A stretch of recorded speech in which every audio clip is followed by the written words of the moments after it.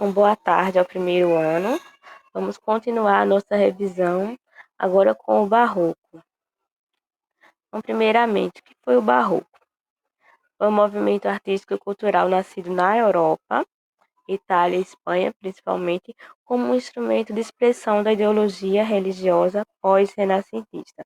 Surgiu como prática artística que tentava a conciliação entre os valores da reforma e os de contra-reforma, do antropocentrismo e do teocentrismo, relembrando como foi essa confusão aí da Europa com a reforma e a contra-reforma.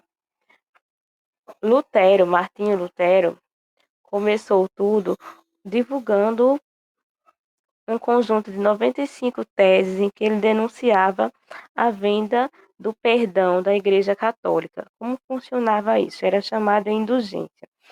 A Igreja Católica vendia o perdão, aquela pessoa que tinha dinheiro comprava e ficava com a consciência limpa que seus pecados seriam perdoados e ela iria para o céu, tá?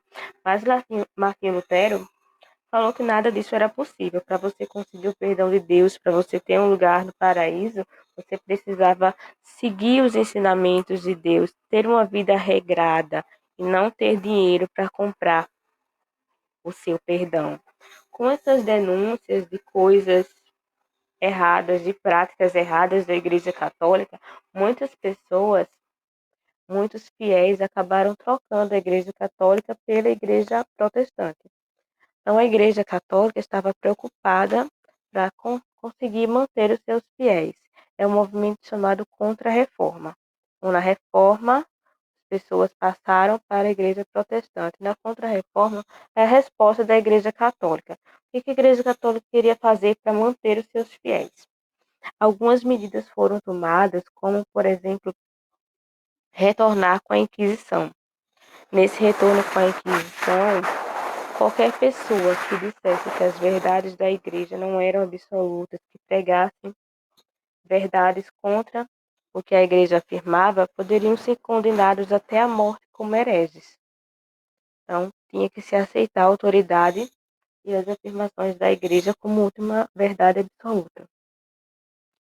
Havia também uma outra medida da Igreja Católica, uma lista de livros que era o índice dos livros proibidos. Então, autores como Alexandre Dumas, Victor Hugo, o próprio Galileu, quem escrevesse algo ou falasse algo contra a Igreja era proibido de ser lido. Os fiéis, para terem ainda, para respeitarem a Igreja, não poderiam ler esses autores, não poderiam seguir nem acreditar em nada do que eles falassem. E também a criação da Companhia de Jesus, com o padre Inácio de Loyola. Foram algumas medidas da Igreja para tentar retomar o seu poder, retomar o controle dos fiéis. Nesse contexto que surgiu o Barroco lá na Europa. No Brasil, a primeira obra conhecida pelo nosso Barroco é a Prosopopeia de Bento Teixeira. Interessante falar que nem na Europa havia grandes condições de publicação de livros. Imagine no Brasil da era colonial. Não havia condições para publicação e circulação de obras literárias. Então, só mais tarde é que a produção literária no Brasil ganharia força. A obra de Bento Teixeira foi a primeira, embora não tenha muita qualidade literária. Outros dois autores ficaram mais conhecidos e são lidos ainda até hoje. E ainda são exemplo para outros autores. Algumas características do Barroco: o dualismo, antropocentrismo e teocentrismo.